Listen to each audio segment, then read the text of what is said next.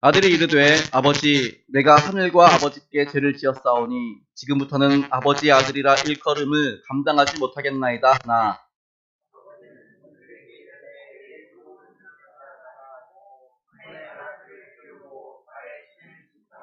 그리고 살찐 송아지를 끌어다가 잡으라 우리가 먹고 즐기자 이 내 아들은 죽었다가 다시 살아났으며 내가 잃었다가 다시 얻었노라 하니 그들이 즐거워하더라. 아멘. 할렐루야. 오늘도 예배 가운데 하나님의 임재를 경험하며 예비하신 은혜로 충만한 시간 되시기를 주님의 이름으로 축복합니다. 우리 함께 인사 나누시겠습니다. 나는 하나님의 특별 관리받는 사람입니다. 옆에 분들을 향해서 당신도 하나님의 특별 관리받는 사람입니다. 당신도 하나님의 특별 관리받는 사람입니다. 당신도 하나님의 특별 관리받는 사람입니다. 당신도 하나님의 특별 관리받는 사람입니다. 우리 한 번 더 인사하겠습니다. 내 삶에 더 좋은 날이 있음을 믿습니다. 우리 옆에 분들을 향해서도 당신의 삶에도 더 좋은 날이 있을 줄 믿습니다. 당신의 삶에도 더 좋은 날이 있을 줄 믿습니다. 당신의 삶에도 더 좋은 날이 있을 줄 믿습니다. 당신의 삶에도 더 좋은 날이 있을 줄 믿습니다. 아멘. 예, 우리가 지금 계속해서 이 인사를 하고 있는데 잘하고 계십니다. 근데 조금 하나 아쉬운 거. 인사를 하시는데 이렇게 옆에 분들 보고 하시는데 보면은 눈은 별로 안 마주치시는 것 같아요. 방향은 향해 있는데 눈은 안 보시고 그냥 이렇게 예, 좀 눈도 마주 하시고 이렇게 한 주일 만에 만나시잖아요. 좀 이렇게 어떻게 변했나 좀 보시고 이렇게 우리가 인사를 나눴으면 좋겠습니다. 예, 제 말씀을 준비하면서 주중에 정말 오래전에 읽었던 책 두 권을 다시 꺼냈습니다. 한 책은 팀 켈러 목사의 탕부 하나님이라는 제목이었고 그리고 또 한 권은 헨리 나우엔 목사의 집으로 돌아가는 길이라는 책 제목이었습니다. 이 두 권의 책은 똑같이 오늘 본문에 관련된 내용을 배경으로 쓰여진 책입니다. 말씀을 준비하면서 다시 한번 오랜만에 읽은 이 두 책을 통해서 주중에 참 많은 은혜도 받았고 많은 생각도 하게 되었습니다. 이 시간 말씀을 통해서 제가 받았던 은혜를 성도님들과 함께 나누기를 원합니다. 먼저 오늘 말씀은 예수님께서 비유로 해주신 말씀입니다. 비유로 해주었다라는 얘기는 비유의 대상이 있다는 얘기죠. 그렇다는 것은 아버지는 하나님을 이야기하는 것이고 큰아들은 2절에 나오는 우리가 읽지 않았지만 2절에 나오는 바리새인들과 서기관들 다시 말하면 종교 지도자들 큰아들은 바로 그들과 같은 사람들 그리고 동생은 1절에 나오는 세리와 죄인들을 말하는 것입니다. 그래서 아버지가 계신 집으로 돌아와야 할 사람은 우리가 그동안 동생이 돌아와야 된다고 생각했는데 동생 부류인 사람들 세리와 죄인들뿐만이 아니라 형 부류의 사람들인 바리새인들과 서기관들 즉 종교 지도자들도 포함된다는 것을 우리는 기억하실 수 있기를 바랍니다. 오늘은 먼저 동생에 대해서 말씀을 나누고 다음 주에는 형과 동생에 대해서 함께 말씀을 나눠보는 시간을 갖도록 하겠습니다. 먼저 동생은 오늘 본문에 보니까 아버지를 찾아가서 재산을 나누어 달라고 합니다. 유산을 미리 상속해 달라고 합니다. 물론 이 요구는 굉장히 잘못된 요구입니다. 왜입니까? 아니 지금 살아계셔서 멀쩡하게 건강하게 잘 살아계신 아버지한테 가가지고 한다는 말이 아빠 어차피 죽으면 그 재산 우리 나눠줄 거 아니에요. 어차피 나눠줄 거 지금 나눠주세요. 지금 좋게 말하면 이런 말이고요. 조금 더 험하게 말하면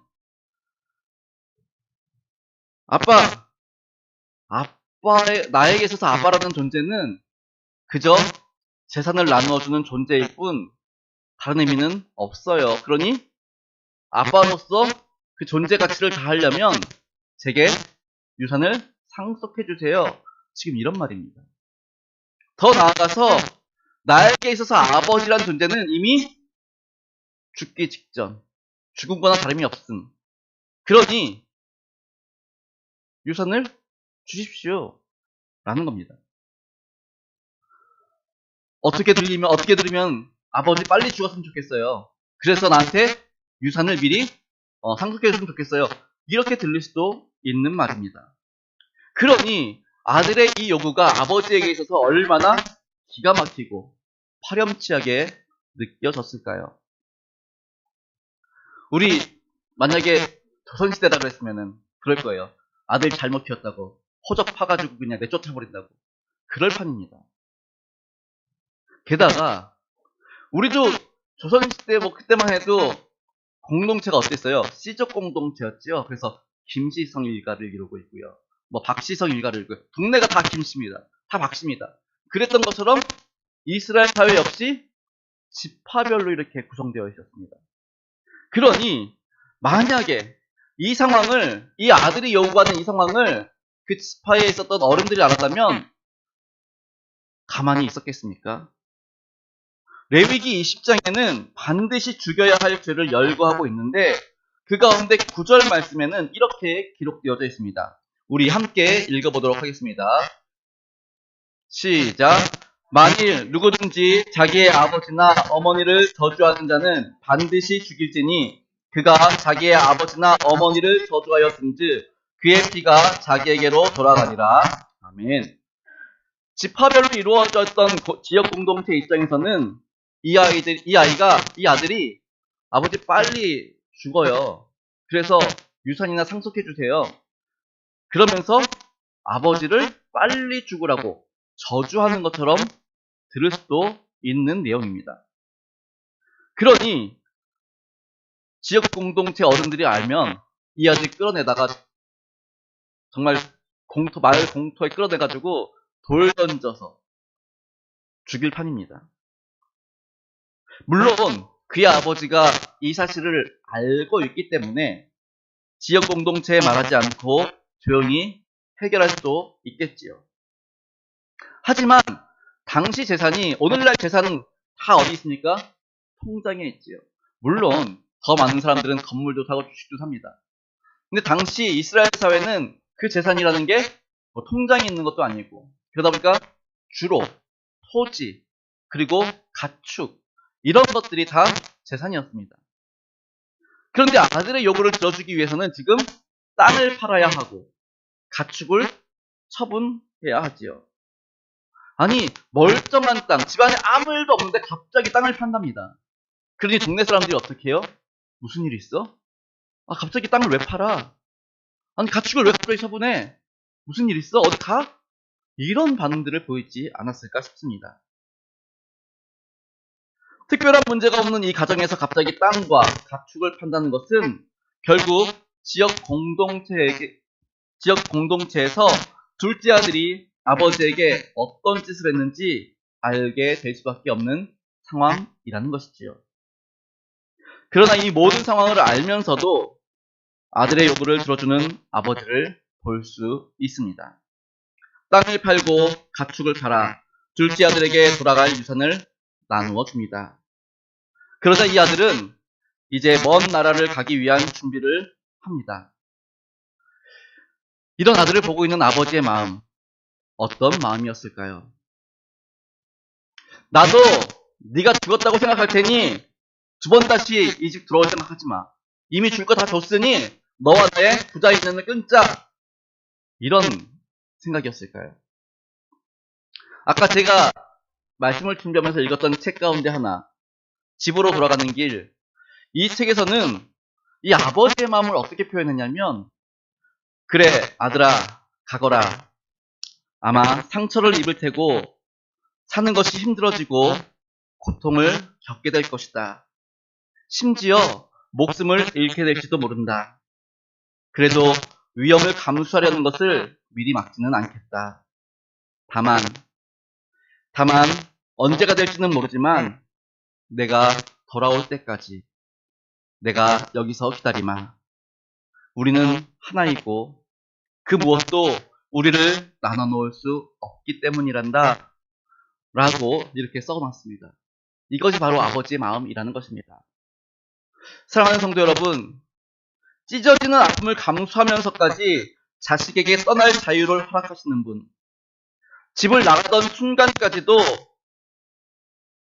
그 아들을 바라보며 그 자리에 있었던 아버지, 지금도 집으로 돌아오는 그 길에 여전히 아들을 그 자리에서 기다리시는 그분이 바로 우리 하늘아버지이심을 믿으시기 바랍니다. 예수님께서 비유로 말씀하신 본문에서 동생과 같은 부류의 사람들이 1절에 나오는 세리와 죄인들이라고 앞서 말씀드렸습니다. 그렇다면 오늘날 동생과 같은 부류의 사람들은 어떤 사람일까요? 많은 성도님들이 동일한 대답들을 하십니다.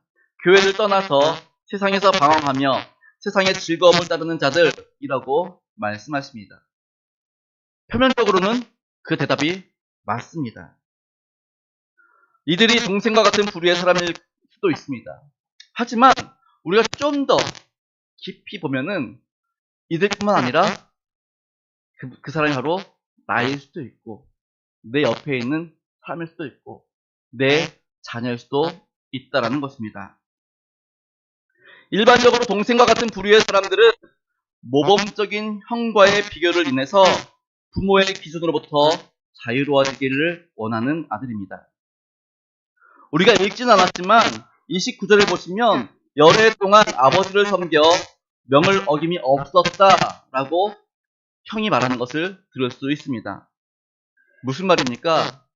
부모에게 있어서 완벽한 아들입니다.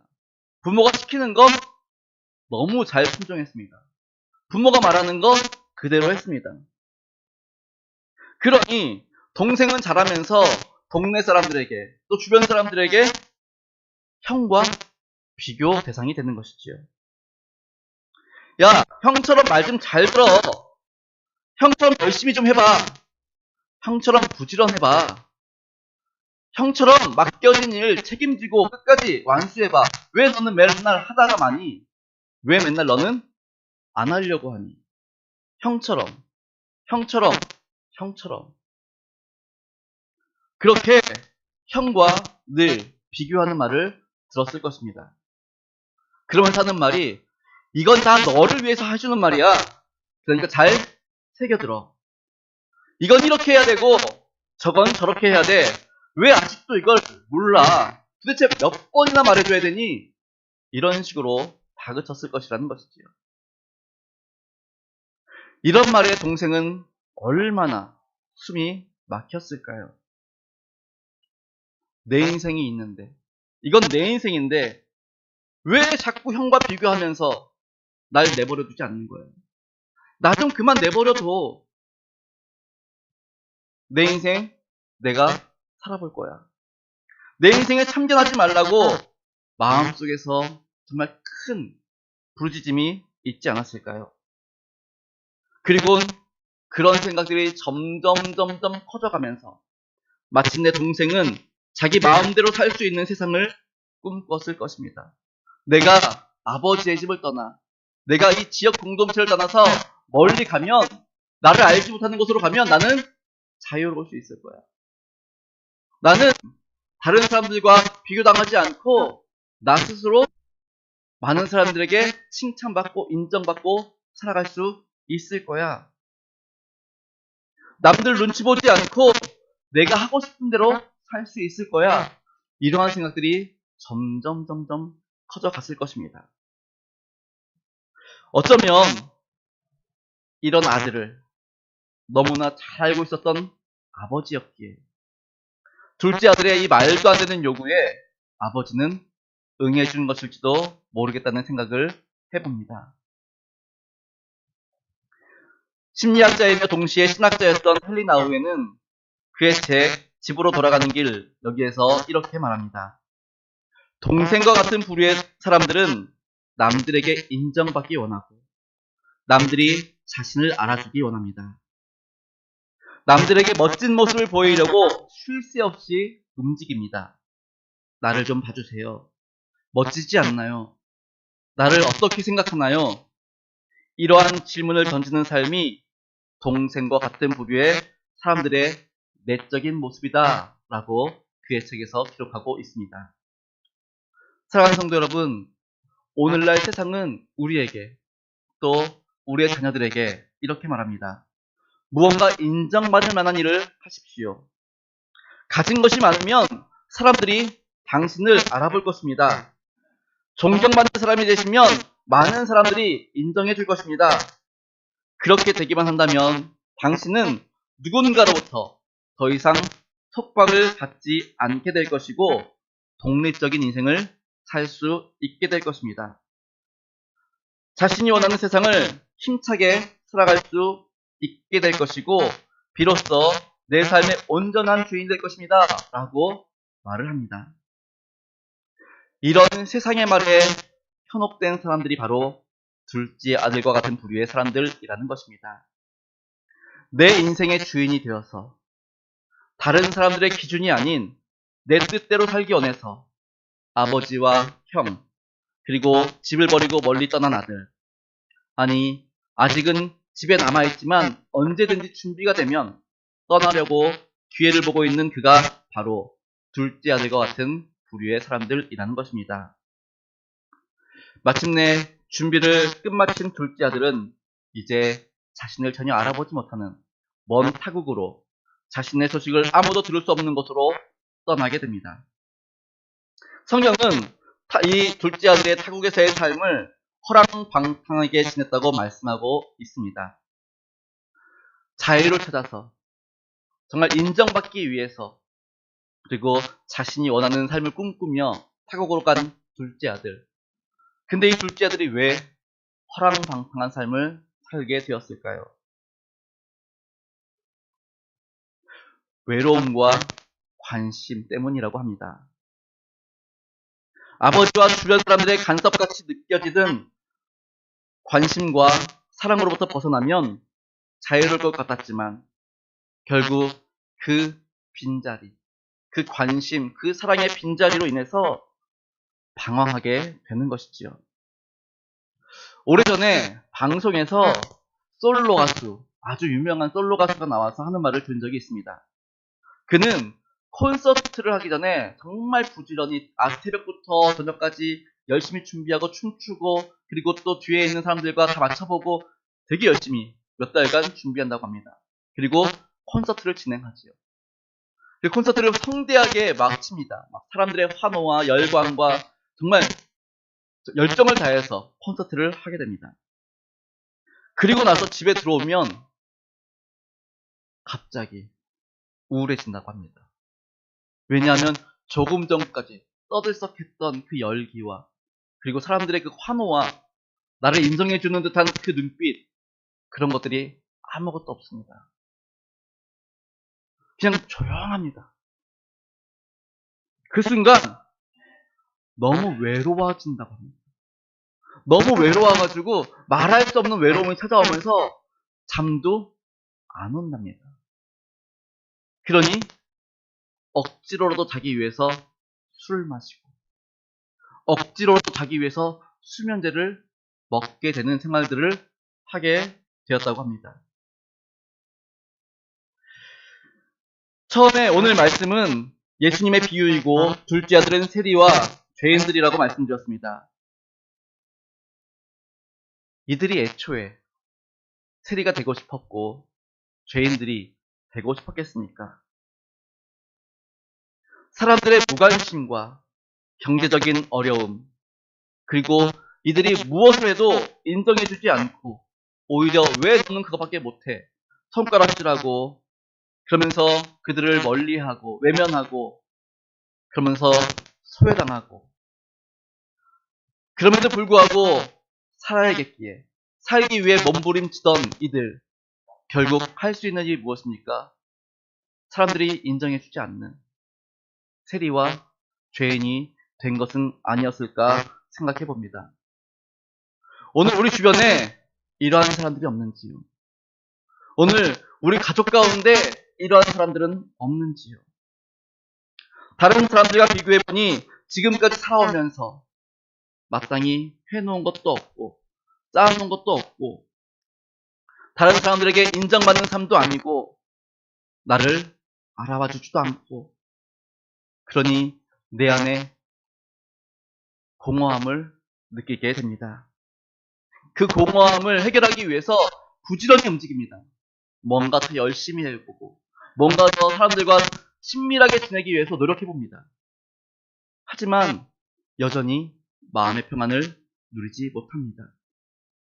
결국 채워지지 않는 공허함으로 인해 찾아오는 불안과 초조함이 그 사람으로 인해 가만히 있게 하지 못하고 계속해서 분주하게 만듭니다. 그 분주한 가운데 아버지를 향한 마음은 사라지고 다른 사람들에게 어떻게 보일까? 어떻게 하면 사람들에게 인정받을까? 어떻게 하면 좀 더 많은 부를 쌓고 명예를 쌓고 권력을 쌓아서 사람들이 나를 알아봐 줄까? 그 생각으로 가득하게 되는 것이지요.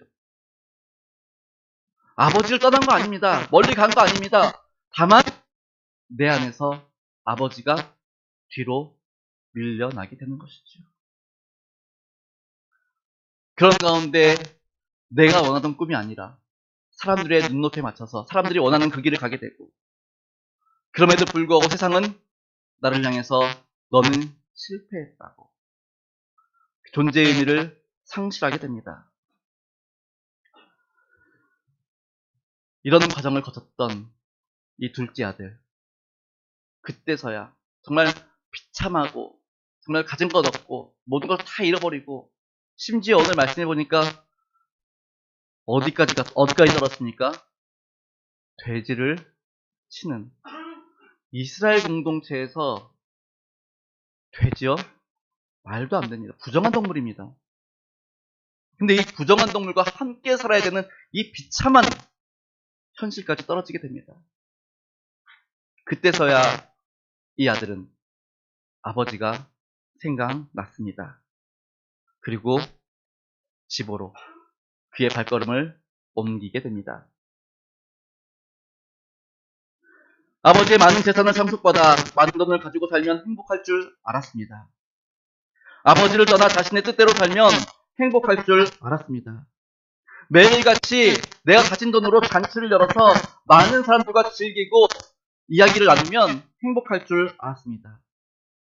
그런데 잠시뿐 그들이 떠나고 난 그 빈자리에 또다시 찾아오는 외로움, 공허함, 결국 이것으로는 만족할 수 없었던 것입니다. 이러한 사람들이 우리의 주변에도 너무나 많습니다. 오늘 본문에 등장하는 둘째 아들과 조금 다른 듯 비슷한 상황에 한 사람이 있습니다. 사마리아 수가성에 살고 있는 이 여인. 그녀의 아름다움은 수많은 이혼 경력에도 불구하고 다시 재혼하는데 전혀 어려움이 없었습니다. 돈 많은 남자, 명예 있는 남자, 권력 있는 남자, 이런 남자 저런 남자 많이 만나보고 살아봤지만 결코 그녀를 만족시킬 수는 없었습니다. 그런 그녀가 우물가에서 예수님을 만나자 그동안 채울 수 없었던 공허함과 갈증을 채울 수 있게 되었습니다. 우리 역시 마찬가지입니다. 아버지 하나님이 아닌 사람에게 인정받기를 원하고, 사람들이 알아봐 주기를 원하고, 사람들과의 관계를 잘 맺기 위해서 열심히 살면서 어느샌가 우리 마음에서는 하나님보다 내 주변의 사람들을 더 의식하고 하나님보다 우리 주변의 사람들에게 더 잘 보이려고 하는 우리의 모습들. 하지만 그것으로는 결코 우리 삶의 만족이 없습니다. 하나님의 부재로 생기는 공허함은 세상의 그 어떤 방법으로도 채워질 수 없기 때문입니다. 오직 하나님 안에서만, 예수 그리스도를 통해서만 우리의 공허함을 채울 수 있음을 믿으실 수 있기를 바랍니다. 사랑하는 성도 여러분, 예수님께서 자신의 생명을 우리를 위해 아낌없이 주셨던 십자가, 그 십자가의 통로를 통해서 아버지 하나님과 함께하기를 힘쓰실 수 있기를 바랍니다. 그렇게 방황하며 허랑방탕한 생활을 하며 아버지의 사랑으로부터 멀리 떨어졌던 둘째 아들이라 할지라도 아버지가 계신 집으로 돌아오기만 하면 아버지의 사랑 안에 다시 거하게 되는 것을 오늘 본문 20절로 24절은 우리에게 말씀해 주고 계십니다. 성경에서 말하는 최초의 죄는 불순종입니다. 죄, 죄가 무엇입니까? 헬라어로 죄라는 죄는 관역을 벗어난 것을 말합니다.